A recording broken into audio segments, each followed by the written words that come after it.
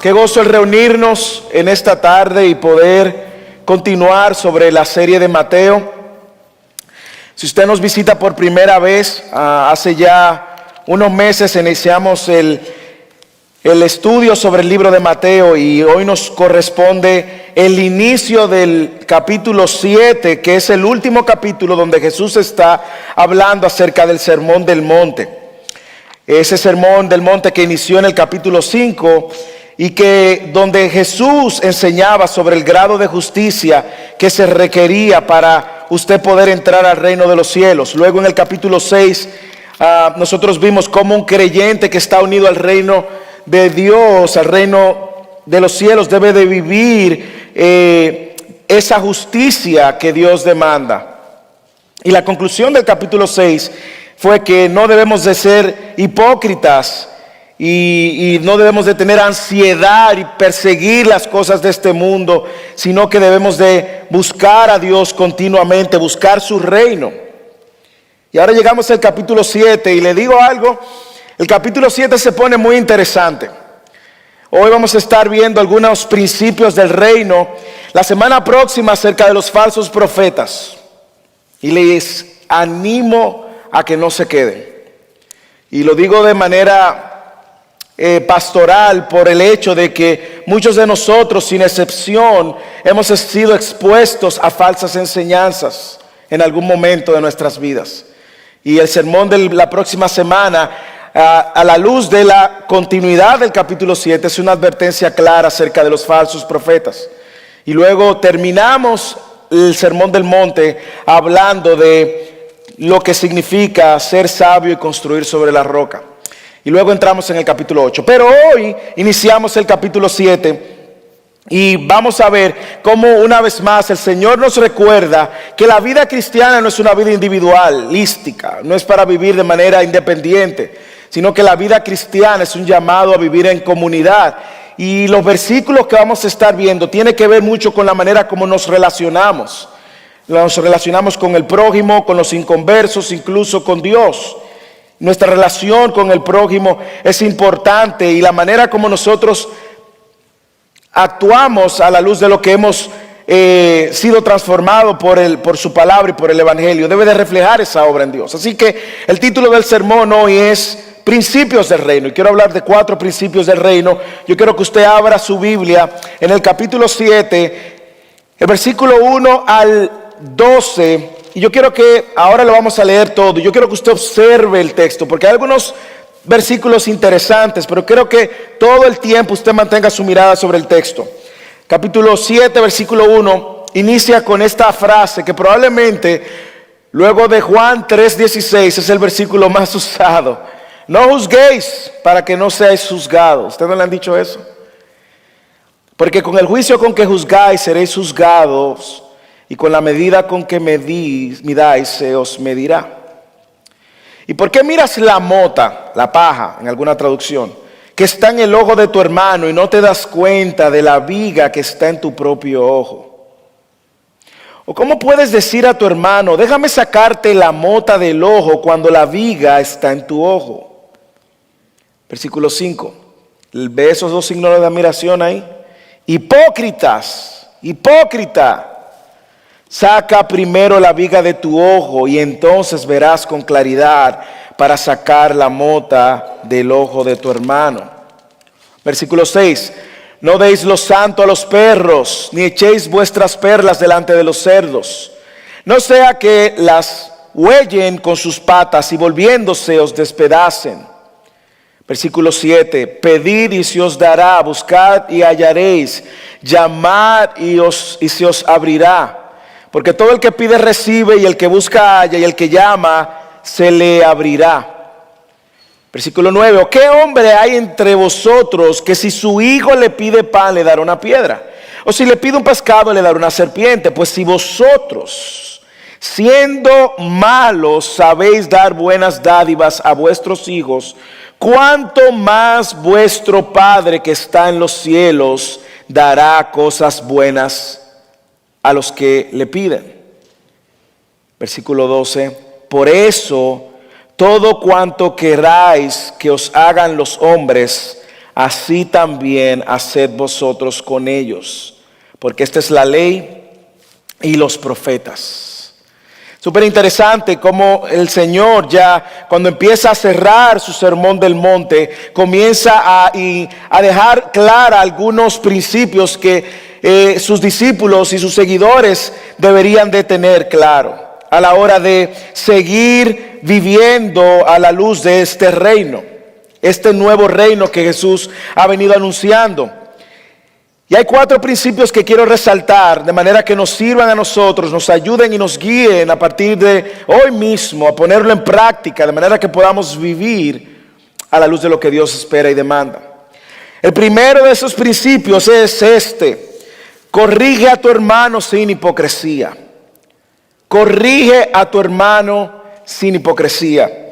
Yo sé que aun cuando el texto empieza usando la palabra juzgar, yo quiero que veamos el texto y los versículos del 1 al 5 y vamos a ver que no se trata solo de juzgar, sino se trata de ayudar y corregir a un hermano sin hipocresía.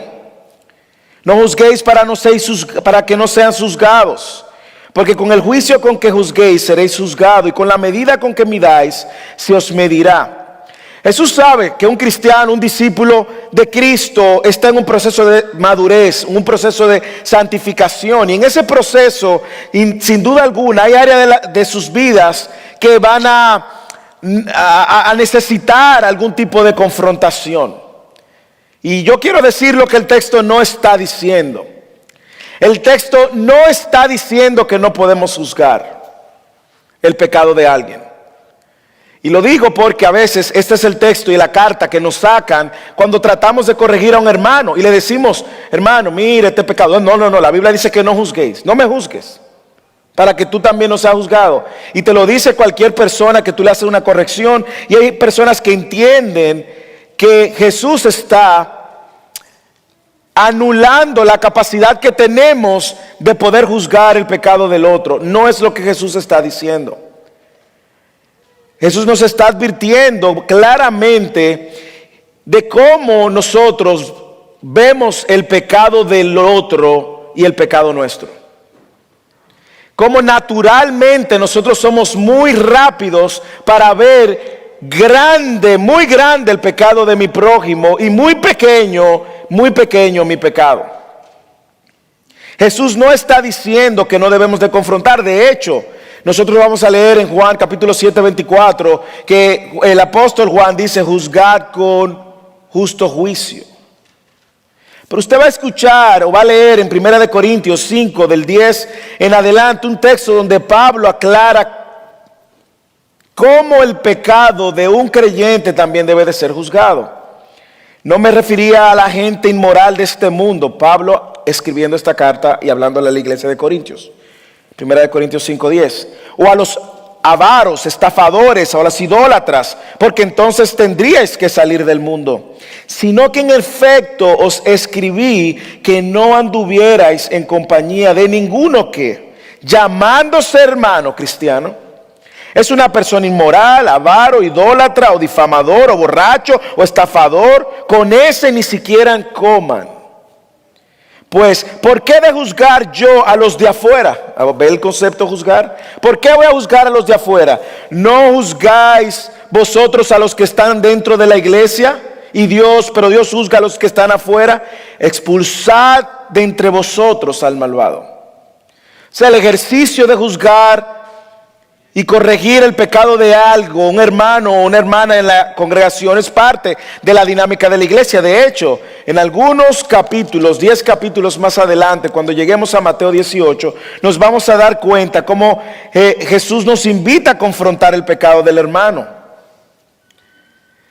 Así que Jesús no está diciendo que no juzguemos, pero si usted solamente lee el versículo 1, va a pensar que Jesús está condenando el acto. No. Jesús está condenando algo mayor, y es la hipocresía de muchos de juzgar el pecado de alguien cuando ellos mismos lo están cometiendo.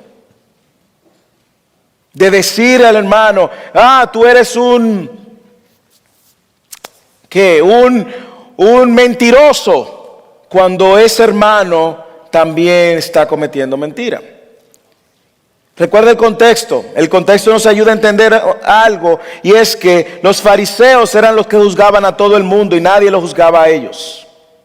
Los fariseos eran los jueces, habían tomado el asiento de Moisés en el sistema legal de Israel, y ellos eran los fiscales, si se puede decir. Y Jesús dice: no como estos, no juzguen a los demás, no juzgue hipócritamente. Y Jesús nos está advirtiendo de esta hipocresía o hipocresía con la cual nosotros muchas veces vemos el pecado del otro. Y en algunos momentos nos hemos sentado ahí en esa posición legalista donde yo digo: yo seré incapaz, o yo no haría esto, o yo no hago esto, y probablemente igualmente lo estás cometiendo. Y él da algunas razones en el versículo 2. Vamos a ser juzgados con la misma severidad. Si eres tan fuerte juzgando los pecados de los demás, probablemente tú no has entendido el evangelio. Si eres tan fuerte juzgando los pecados de los demás, probablemente tú no has entendido el evangelio. Y con esa severidad con la que tú estás juzgando, vas a ser juzgado. ¿Por quién? Por Dios. Por otro lado, si tú cuando juzgas lo haces con misericordia, con transparencia, con compasión, tú vas a ser juzgado de la misma manera. Recuerda, hermanos, esto no significa que no reconozcamos el pecado del otro. Jesús lo que nos está llamando es a que no seamos hipócritas cuando querramos ayudar al otro. Y como yo sé que el texto habla de corregir al otro, bueno, cuando usted lee los versículos 5, dice: saca primero la viga de tu ojo y entonces verás con claridad para sacar la mota, la paja del ojo de tu hermano. Él no está diciendo que no lo ayudemos. Lo que está diciendo: hazlo sin hipocresía. Hazlo sin hipocresías. No sea como los fariseos legalistas, hermanos, y todos de alguna manera tenemos una tendencia hipercrítica sobre el pecado del otro. Somos muy ligeros para ver el pecado del otro. Si no, pregúntele a su esposo o su esposa. Y no vemos el de nosotros con tanta claridad. Y Jesús está dejando aquí claro algo: si tú quieres corregir el pecado del otro, primero lidia correctamente con tu pecado. Si tú quieres ayudar el pecado del otro, sé sincero y transparente primero con tu pecado. De lo contrario, eres un hipócrita. Y Jesús siempre ha condenado la hipocresía del creyente, siempre, siempre. Hermanos, si nosotros nos convertimos igualmente en hipócritas cuando nosotros se nos olvida que somos igualmente de pecadores. Los que han venido al grupo de pareja, las reuniones de pareja que hemos tenido, si algo hemos visto en los primeros 2 capítulos, es esta gran idea que el autor de ese libro, cuando pecadores se dicen acepto, quiere fijar en la mente de los esposos. Tú eres el peor pecador que tú conoces. Tú eres peor pecador que tu esposa o que tu esposo. Nadie conoce la capacidad de pecar como tú mismo la conoces. La capacidad que tú tienes de pecar como tú mismo la conoces. Así que nosotros, a la hora de corregir en esta dinámica cristiana del reino de Dios, de la vida de iglesia, debemos de cuidarnos de hacerlo con un corazón de hipocresía. Yo no puedo venir donde un hermano y decirle: hermano, si estás luchando con el pecado de la lujuria y la pornografía, déjalo, si yo estoy lidiando con eso. Yo debo de venir con humildad suficiente, la transparencia suficiente, con un corazón suficientemente empático y con la verdad para ayudar al hermano. Pero no lo puedo juzgar y desechar. Yo no puedo venir a un hermano a decir: hermano, usted es un chismoso, una chismosa, cuando yo practico el chisme igualmente. Yo no puedo decirle a mi esposa o a mi esposa: deja el celular, cuando yo vivo conectado al celular. Bueno, es un pecado más moderno, pero ustedes saben a lo que me refiero. Entonces nosotros debemos de juzgar con justo juicio, dice Juan en el capítulo 7, versículo 24. Y cuidemos nuestro corazón porque somos tan rápidos y tan buenos para dar recetas bíblicas. Cuando vemos el pecado del otro grande y decimos, mira, este pecado según tal texto, mira este otro pecado según tal texto. Y somos muy rápidos, pero no nos aplicamos la misma receta para lidiar con nuestros pecados. Cuando nosotros juzgamos de esta manera, estamos impidiendo nuestro propio crecimiento espiritual. Y eso viene a raíz de que no hemos visto la magnitud de nuestro pecado de manera correcta. Nos convertimos en hipócritas, fariseos. Y debemos de cuidarnos de esto. Así que el primer principio del reino corrige sin hipocresía. Versículo 5. Si tú saca primero la viga de tu ojo, lidia con tu problema primero, que es más grande, con tu pecado, que es más grande que el pecado de tu prójimo, aun cuando tú ves el pecado de tu prójimo más grande. Así que corrige sin hipocresía. Segundo principio, comparte el evangelio con sabiduría. Comparte el evangelio con sabiduría. Versículo 6. No deis lo santo a los perros, ni echéis vuestras perlas delante de los cerdos. No sea que las huellen con sus patas y volviéndose os despedacen. Aquí nosotros vemos que Jesús está dando una advertencia, algo interesante, y lo hace de una manera usando unos elementos de parábola, parabólicamente hablando. Está formado como una parábola. Así que para nosotros entender este versículo tenemos que ver los elementos que están dentro del versículo. Lo primero es que los cerdos y los perros en el Antiguo Testamento eran vistos como inmundos, según Levítico 11. Y ambos, de una manera, según algunos escritores, ellos sostienen que en ocasiones cuando se hacían los sacrificios en el Antiguo Testamento quedaban residuos de los animales que se sacrificaban, y ellos siempre estaban cuidando y teniendo temor de que entraran los perros y se llevaran esos residuos que aún eran sagrados y que estaban listos para ser quemados. Y tenían ese temor. Recuerden que los perros de antes, en la antigüedad, no son como los perros que usted tiene en su casa. ¡Ay, qué perrito más bonito! No. Eran perros salvajes. Eran perros difíciles. No eran perros domesticados. Y tanto los perros como los cerdos eran vistos de manera inmunda. Y la manera que Jesús lo menciona es chocante, porque ¿cómo tú vas a llevarle lo santo a los perros? ¿A qué se refiere lo santo? Lo santo, él usa lo santo y luego usa la perla como elemento de valor, como elementos de gran valor, si pudiéramos decir. No deis lo santo a los perros, ni echéis vuestra perla a los cerdos. Sabemos que más adelante la perla se refiere a algo valioso. Si usted viene cuando estemos en el capítulo 13, usted va a ver la historia que Jesús hace de aquel que, encontrando la gran perla de valor, dejó y fue y vendió todo lo que tenía para adquirir esta perla. Así que cuando se refiere a lo santo y a la perla, es una imagen de algo que tiene gran valor. Y los perros y los cerdos se refiere increíblemente a alguien que no va a apreciar el valor de lo santo y de estas perlas. A la luz de esto, entonces, Jesús lo está diciendo, y lo vemos a la luz de todo lo que Él viene comunicando, es que esto santo y que la perla es una referencia del Evangelio del Reino, de las buenas noticias del Reino. Y Él está diciendo, sean sabios, no le echen a los perros ni a los cerdos este mensaje, porque la van a pisotear, incluso se pueden tornar en contra de ustedes para despedazarlos. No forcemos el evangelio del reino a aquellos que lo están pisoteando y a aquellos que no lo valoran ni lo respetan. No olvide el contexto. Los fariseos eran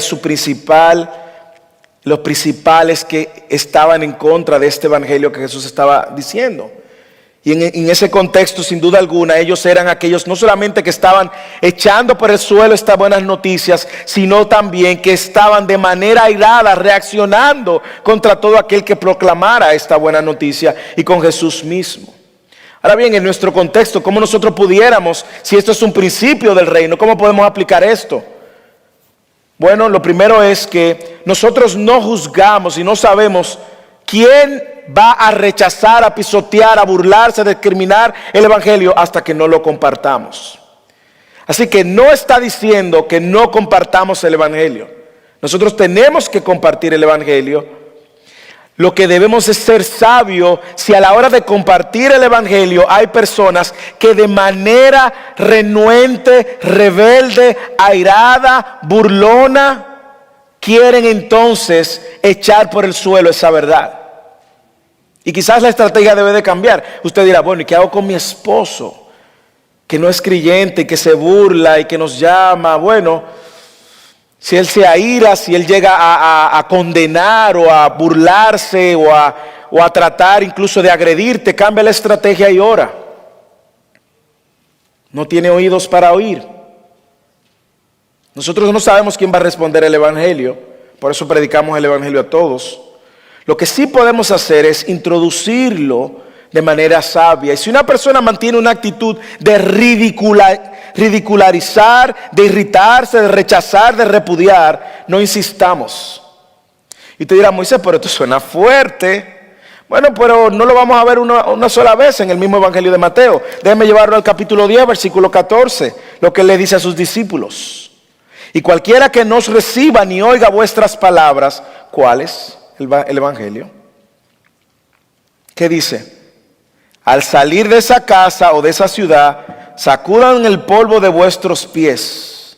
En verdad os digo que en el día del juicio será más tolerable el castigo para la tierra de Sodoma y Gomorra que para esa ciudad que rechazó ese mensaje.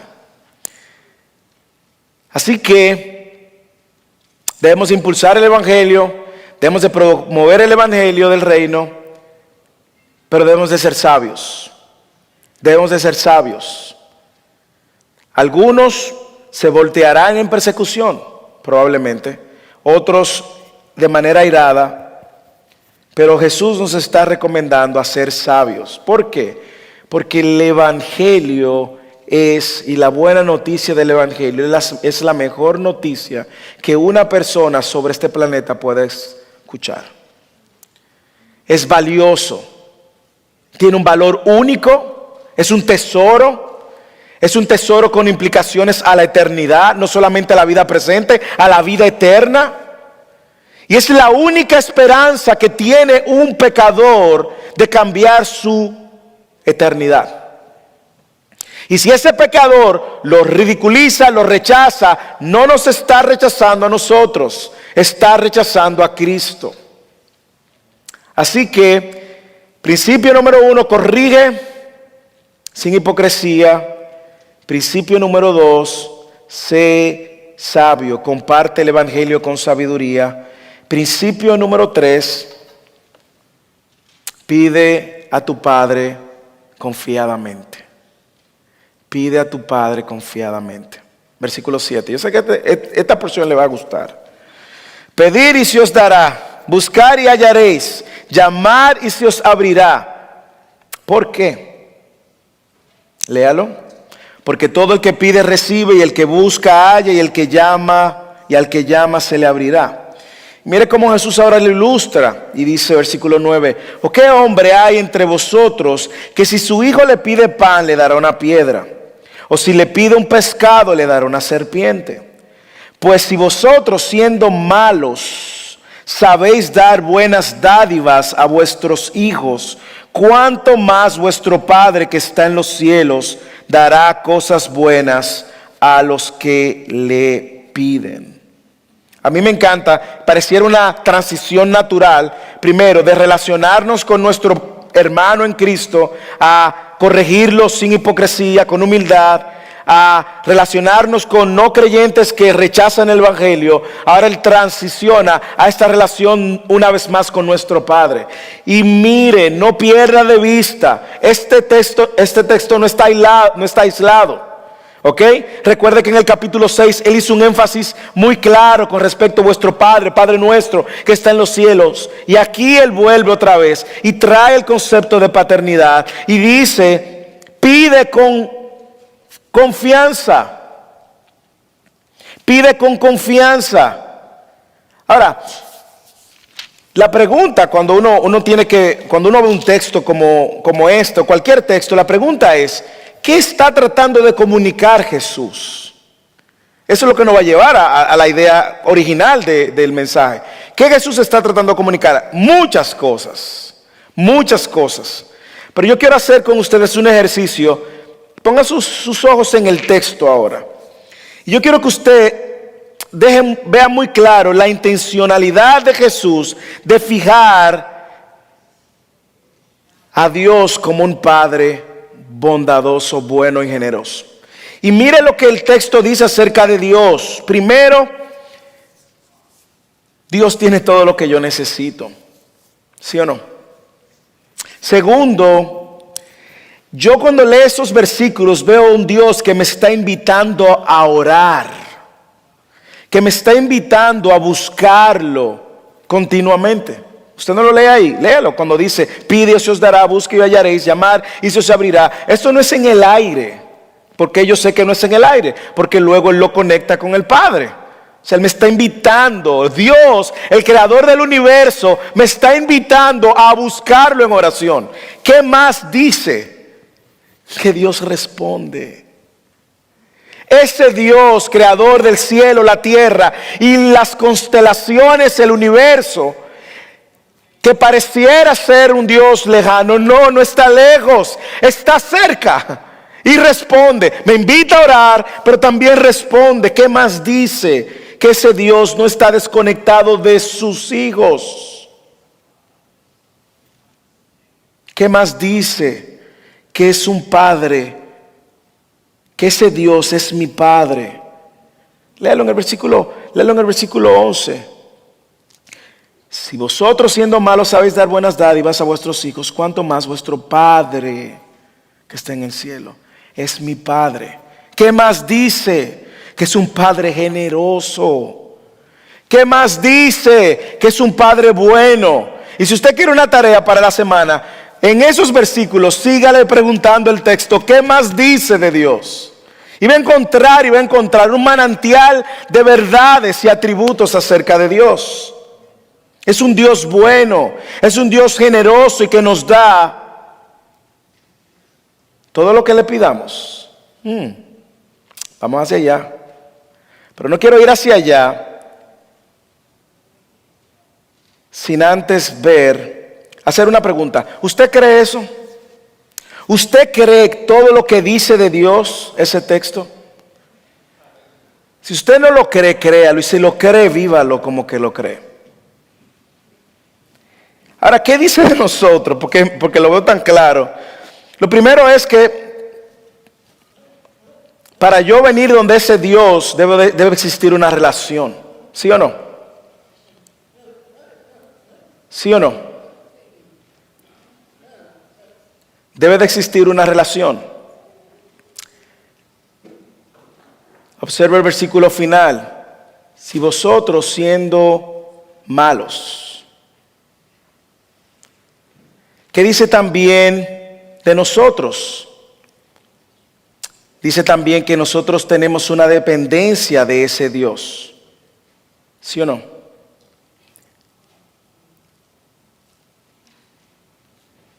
Volvamos al texto. ¿Qué dice acerca de nosotros? Debe de existir una relación con Dios. También el texto nos enseña que hay una dependencia de nosotros hacia Dios. Y tercero, no sé si le llama la atención que dice que nosotros somos malos. Si ustedes siendo malos sabéis dar buenas dádivas a vuestros hijos. Por supuesto que ningún padre le va a dar a sus hijos cosas malas. Ningún padre le va a dar a sus hijos cosas que no le pidan. Y por eso yo quiero responder la pregunta. El texto está diciendo que Dios me va a dar todo lo que yo le pida. El texto me está diciendo que si yo le pido lo que se me antoje, Dios me lo va a dar. Bueno, pensemos un poco en una relación padre un hijo. Si un hijo te dice que le des a las 8 de la noche, 7 de la noche, helado para él comerse un tarro de helado y dulces, ¿se lo vas a dar? No, pero tú sabes que no le conviene. Si tu hijo te dice, yo quiero pasar todos los días y no quiero hacer clases y quiero pasar todos los días, todas las horas jugando videojuegos, tú no se lo vas a dar. Si tu hijo te pide, yo quiero comerme esta funda de chocolates, tú se lo vas a dar. No se lo vas a dar porque no le conviene. Así que Jesús no está diciendo que todo lo que nosotros pidamos, Él no nos lo promete dar, pero sí promete darnos lo que necesitamos: pan, pescado, algo bueno. Eso está muy claro. Aunque el versículo parece indicar que todo lo que nosotros pidamos Él no lo va a conceder, la verdad es que eso contradeciría entonces otras cosas. ¿Por qué? Hermano, hermana, porque si Dios le da a usted todo lo que usted pide, probablemente usted esté alimentando ídolos en su corazón, cosas que usted no necesita. Jesús no está diciendo que nos va a dar todo lo que pidamos, ¿ok? De hecho, Santiago capítulo 4 dice algo que nos ayuda a entender. Nos ayuda a entender. Santiago 4, él dice, ¿qué dice? No tenéis porque no pedís. Pedís y no recibís porque pedís con malos propósitos para gastarlo en sus propios placeres. Entonces, probablemente cuando usted escuchó, pide y se os dará, busque y hallaré, llame y se abrirá, usted dirá, wow, tengo aquí una green card para pedir todo lo que yo quiera. No una green card, ¿cuál es la que tiene no tiene límite? Una black card. No, eso es lo que está diciendo. Aquí de lo que se está refiriendo, tendríamos que verlo a la luz del contexto. ¿Dónde usted escuchó una palabra similar donde el Señor decía, busquen? ¿En qué versículo? Versículo 6. Al final del versículo 6, Jesús dijo, buscad primeramente su reino, el reino de Dios y su justicia. ¿Cuáles son las cosas entonces que yo debo de buscar? ¿O qué es por lo cual yo debo de pedir? Yo le doy gracias al Señor porque la Biblia interpreta la Biblia. Pues la Biblia me provee todo lo que yo necesita. En Lucas capítulo 11 es el texto paralelo donde habla de lo mismo que Mateo está hablando. Donde está hablando de ese mismo pasaje. Pero Lucas le añade un componente interesante que nos va a ayudar entonces a entender a qué se refiere buscar, llamar, abrirá, tocar. ¿A qué se está refiriendo Jesús? Escuche Lucas capítulo 11, versículo 9 en adelante. Y yo os digo, esto es Lucas, pide y se os dará, busca y hallaré, llamar y se os abrirá. Porque todo el que pide recibe, y el que busca halla, y el que llama se le abrirá. O suponer que a uno de vosotros que su padre, que es padre, su hijo le pide pan, ¿acaso le dará una piedra? O si le pide un pescado, ¿acaso le dará una serpiente en lugar de pescado? O si le pide un huevo, aquí Lucas añade algo más al menú. O si le pide un huevo, ¿acaso le dará un escorpión? Versículo 13. Pues si vosotros siendo malos sabéis dar buenas dádivas a vuestros hijos, ¿cuánto más vuestro Padre Celestial dará el Espíritu Santo a los que se lo piden? Entonces lo bueno tiene un nombre. Jesús está diciendo, busquemos, pidamos, llamemos a aquello que viene del cielo. Busquemos y pidamos por las cosas celestiales en vez de las terrenales.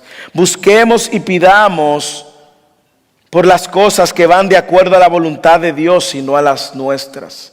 Busquemos y pidamos por las cosas que son de su reino y no de nuestro reino. Busquemos y pidamos el reino de Dios y todo lo que esto conlleva. ¿Por qué? Porque si usted pide conforme a esto, usted tendrá respuesta. Así que pidamos confiadamente por las cosas celestiales. Pidamos confiadamente por las cosas que están alineadas a la voluntad de Dios, al plan de Dios. El punto es que nosotros pensamos que lo bueno lo defino yo. Nosotros pensamos que lo bueno soy yo quien lo define, y no es así. Lo bueno tampoco lo define la sociedad, tampoco es así. No, Él nos dará lo que necesitamos conforme a su voluntad. Así que pidamos conforme a su voluntad, y todo lo que pidamos conforme a su voluntad, Él lo responde. Y en el contexto es muy claro que Él está diciendo, cuando leemos Lucas, leemos que es por ese regalo que viene por medio del Espíritu Santo. Pida por la salvación, pida por los frutos del Espíritu, pida por el reino de los cielos en su vida, pida por someter su voluntad a la voluntad de Dios. Y no hay dudas de que cuando pedimos conforme a su voluntad, si usted pertenece a Cristo, Dios que es su Padre, usted que es su Hijo, esa oración llega sin problema. El problema es que nosotros pensamos que es tan simple que Dios ya lo sabe. No, pida conforme a la voluntad de Dios. Así que principio número 1, corrija sin hipocresía. Principio número 2, comparte el evangelio con sabiduría. Principio número 3, pida al Padre, a tu Padre confiadamente. Y finalmente, principio número 4, obedece la regla de oro con diligencia. Obedece la regla de oro con diligencia. ¿Y cuál es la regla de oro? Bueno, lo que leemos en el versículo 12. Por eso, todo cuanto queráis que os hagan los hombres, así también haced vosotros con ellos. Porque esta es la ley y los profetas. Se le conoce este texto como la regla de oro, aunque ese concepto de regla de oro no es un concepto bíblico. Se lo dio un emperador romano, usó ese término. Y hay en otras religiones y tradiciones, hay frases muy similares. Por ejemplo, en el confucianismo, que es la religión de Confucio, hay una frase que dice: no hagas a otros lo que no desea que te hagan a ti. Muy similar, ¿verdad?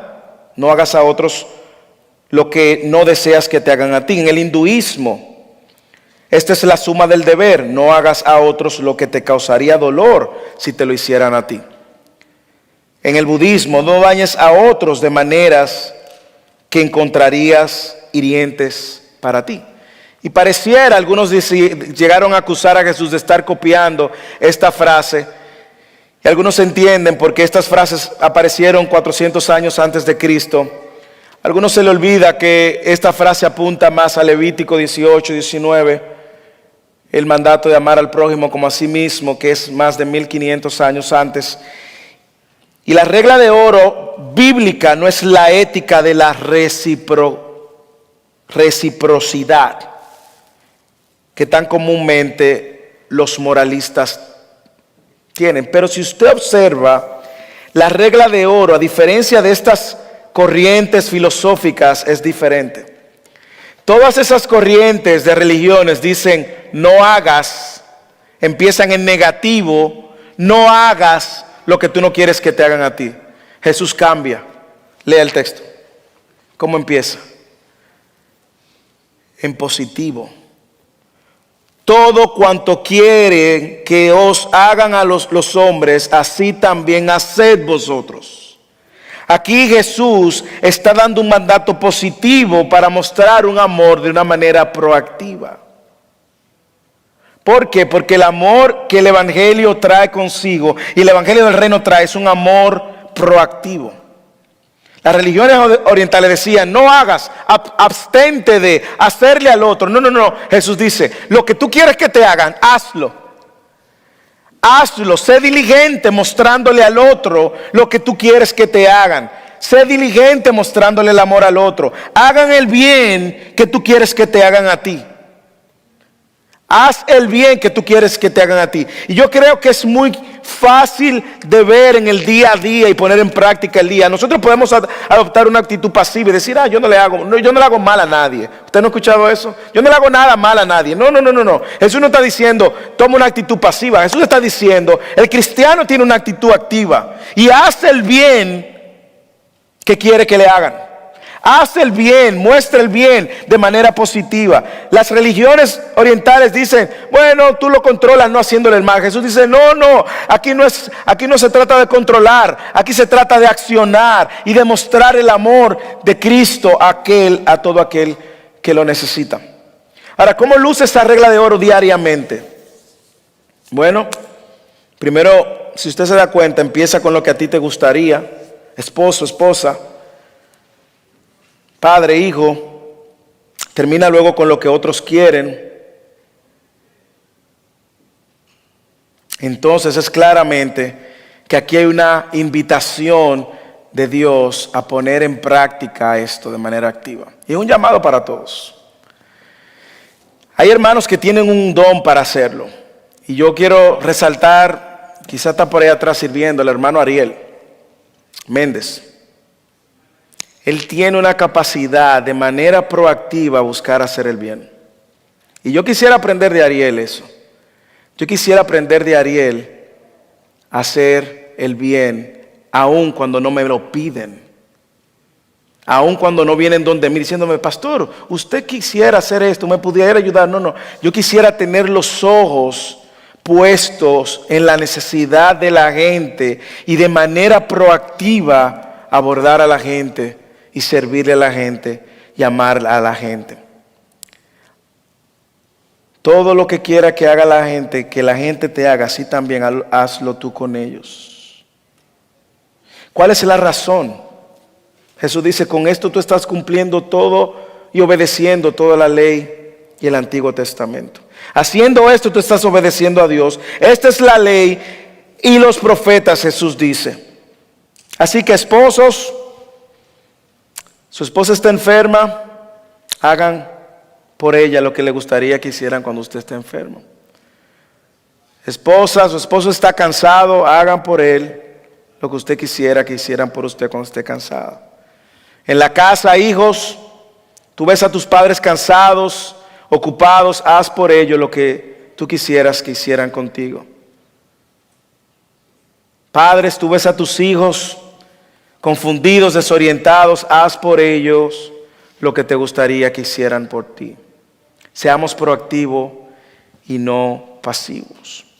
Así que estos son los 4 principios del reino que queremos fijar a la luz de este texto y que debemos de velar y pedirle al Señor que nos ayude a responder de manera como Él espera, que nos ayude a nosotros a corregir sin hipocresía, que nos ayude a nosotros a compartir el Evangelio con sabiduría, a venir donde el Padre confiadamente, pero también a diligentemente obedecer este mandamiento.